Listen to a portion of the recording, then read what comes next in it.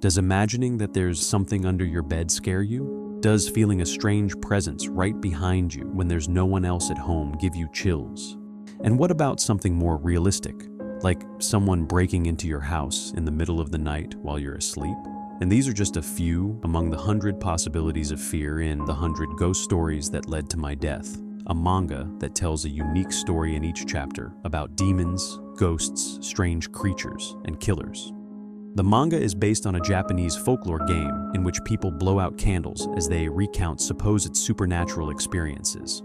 At the end, when all 100 candles are extinguished and only darkness remains, it becomes the most anticipated and feared moment: contact with the other world. The story of this chapter begins with a woman complaining that her husband, Yusuke, lost his wallet during a family outing. Although this would normally cause a huge headache since important documents were inside, the problem seemed to disappear the moment someone knocked on their door. When Yusuke opened it, he was met by a rather strange police officer named Hattori, who claimed to have found exactly what he had lost. Yusuke felt relieved and grateful, especially impressed by how helpful the police were. He thanked him and was about to close the door, but Hattori stopped it with his foot. Yusuke found this odd, but his concern faded when he saw the officer crying. Hattori said he was happy to hear he was still useful to society, even as an old man who was often ignored. Amid all the emotion, Hattori promised that from that day on, he would be even more helpful and would meet all of Yusuke's expectations. He wanted to be of use to him. A few days later, Yusuke and his family continued their normal lives, or so they thought. One day, while walking through a crowd, Yusuke suddenly felt his wallet disappear from his pocket. To his surprise, Hattori was there again, ready to help. Hattori returned the supposedly lost item, claiming Yusuke had dropped it, but this didn't match what Yusuke had felt. Before he could fully question it, Hattori smiled, said goodbye, and vanished into the crowd. From that day on, Yusuke realized he was being followed. Hattori kept appearing wherever he went. One day, while walking with his son, Tomoyuki, Hattori approached again, saying he needed to return something Yusuke had dropped. Yusuke was confused when he saw it was just an empty soda can he himself had thrown away, making it clear that the officer would use any excuse to approach him. Yusuke confronted him, saying he was going too far. He knew Hattori had been watching his house for hours, but Hattori simply insisted he was trying to be helpful, just as he had promised. During the argument, Yusuke noticed his son was no longer nearby. As soon as Hattori realized Yusuke's concern, he broke free and ran straight toward where Tomoyuki was. He approached the boy, saying he would take him back to his father, but Tomoyuki got scared and ran. Hattori knocked him down with a kick. Standing over him, he muttered that if he returned Tomoyuki, Yusuke would be happy. But when the boy cried and begged to be released, Hattori became irritated. He pointed a gun at him, saying that lost things must behave like lost things. Yusuke arrived just in time to save his son, and Hattori fled, leaving the family behind. After the attack, Yusuke contacted the police to report the officer, but to his shock, there was no one named Hattori in the department. To the police, that man had never existed. Yusuke became even more confused and terrified. Nothing made sense. The man, whose origin was completely unknown, had forced his way into his life after finding a loophole in his words of gratitude for returning the wallet. And now, that same man was there, hiding under his table, listening, waiting for the right moment to serve him once again. Akari had argued with her best friend Tomoko, who used to walk with her to school every day. She knew that much of the argument was her fault because she had overreacted over something trivial, but even so, she wasn't sure whether to call her that day. After thinking about it for a while, she decided to go talk to her so they could settle their differences and everything would go back to how it was before. But just as she was about to ring the doorbell, she heard Tomoko's voice from inside, asking her not to. Akari was surprised that her friend was there at that exact moment when she showed up, but she chose to ignore it and tried to bring up the argument they had the day before. She reached for the door to open it, but Tomoko asked her not to do that either.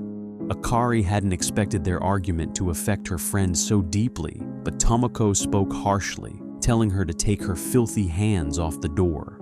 Akari was completely taken aback, and Tomoko told her to just go away because she didn't even want to breathe the same air as her. Despite the overreaction, Akari tried to find a way for them to make peace, saying she was there to apologize for what she had done. But the moment she grabbed the doorknob to open the door, Tomoko's hand from inside stopped her, and once again she demanded that Akari leave as soon as possible. Akari, however, said she would only leave after seeing her. Then slowly, the door opened just enough for Tomoko's head, strangely, to be the only part of her body that could come through. Akari found it very odd the way Tomoko chose to greet her, and asked if she was really that upset with her to the point of not wanting her around anymore. She apologized for yelling at her, but also said she had been feeling bad because Tomoko was usually the one who started the arguments, and that she had put up with it for a long time for the sake of their friendship. Getting no response, Akari decided to leave. But before she did, she saw Tomoko smile and disappear, pulling her head back inside at a speed just as unnatural as everything else she had seen since arriving there. The door behind Akari slammed shut, making her wonder what was going on, as everything had frightened her. She ran all the way to school out of fear, but when she got there, she and the other students were told the school was being evacuated because there were rumors that a killer was on the loose nearby. Despite the news, being young and not fully understanding the situation, Akari smiled, happy to have a day off from school responsibilities. After walking for a while on her way home, she saw a police car speeding down her street, which made her think they had already caught the killer. But as soon as she entered her house, her mother shouted in desperation, saying she had been worried and had called the school to find out where she was. She asked if Akari was okay, and Akari said yes, then asked why she was so nervous. Her mother said she knew Akari went to Tomoko's house every day, which made Akari connect the dots and interrupt her, asking if something had happened to her. Her mother revealed that the killer being sought by the police had broken into her best friend's house to hide.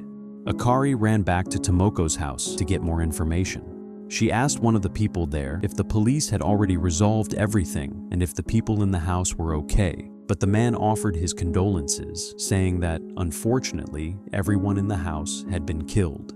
Akari couldn't understand such dreadful news, but the man continued, saying that the killer had cut off the legs of everyone in the family to prevent them from escaping.